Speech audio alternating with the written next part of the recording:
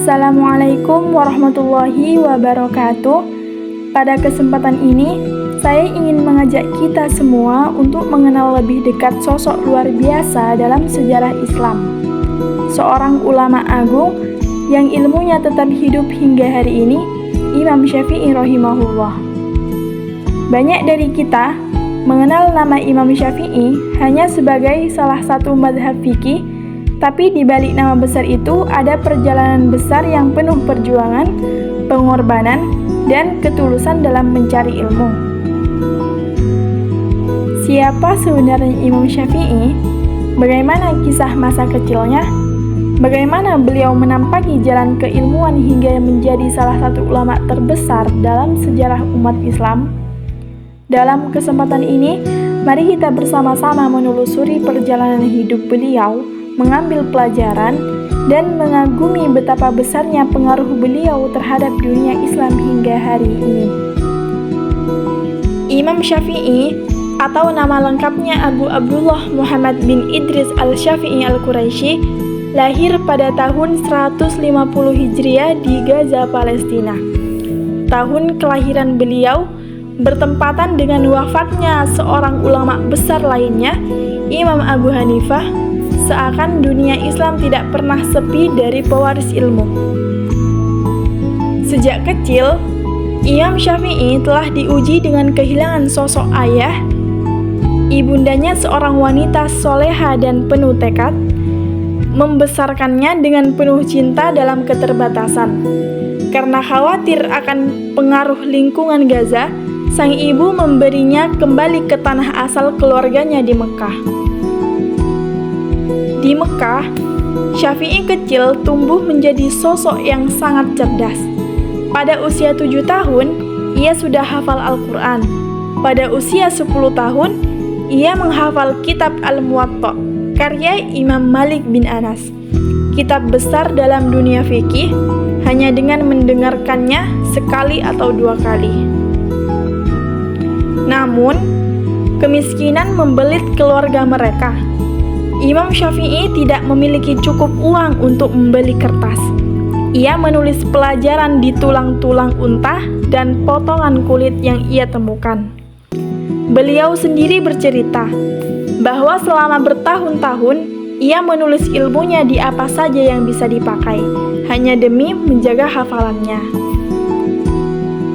Tidak puas hanya belajar di Mekah, Imam Syafi'i kemudian melakukan perjalanan panjang ke Madinah untuk belajar langsung kepada Imam Malik.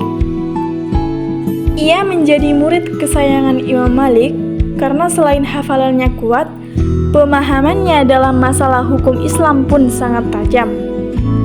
Imam Malik pernah berkata, "Sesungguhnya aku melihat bahwa Allah telah menanamkan cahaya dalam hatimu, maka jangan kau padamkan cahaya itu dengan maksiat."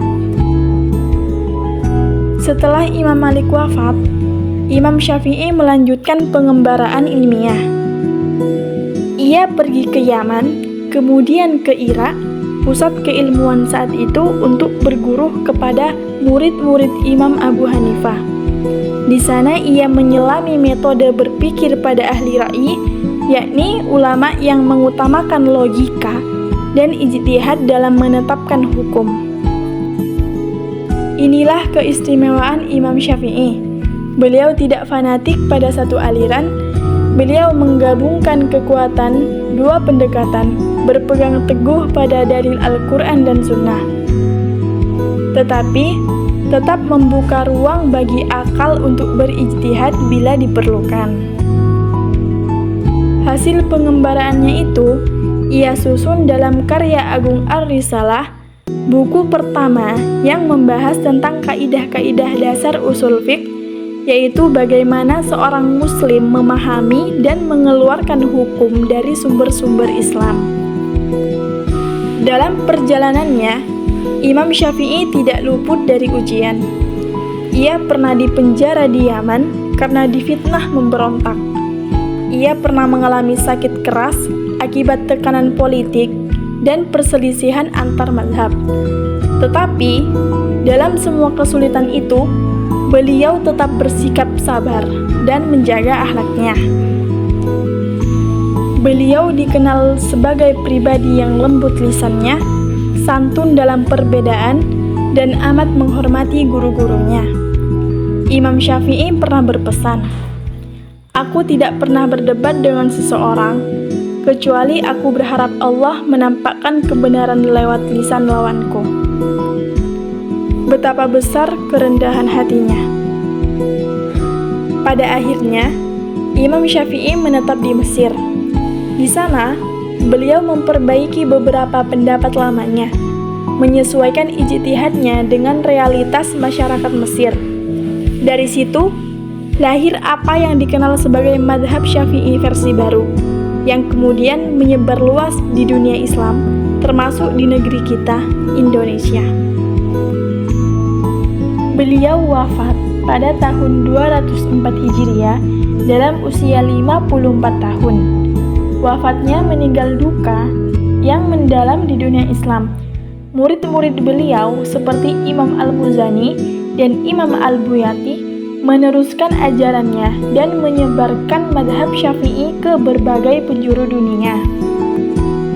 Hari ini, kita mungkin mengamalkan syariat Islam dalam banyak aspek kehidupan, mulai dari tata cara wudhu, sholat, muamalah, dan di balik semua itu, ada jejak pemikiran Imam Syafi'i rahimahullah.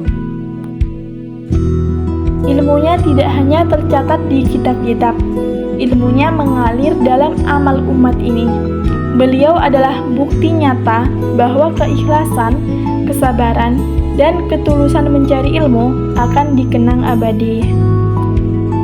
Dari kisah Imam Syafi'i, kita belajar bahwa kemuliaan bukan datang dari harta atau kedudukan, tapi dari kesungguhan dalam mencari ilmu, menjaga akhlak, dan mengikhlaskan amal hanya untuk Allah. Kita juga belajar bahwa dalam perbedaan pendapat, adab harus selalu diutamakan. Semoga kita semua bisa meneladani Imam Syafi'i. Hanya ini, wassalamualaikum warahmatullahi wabarakatuh.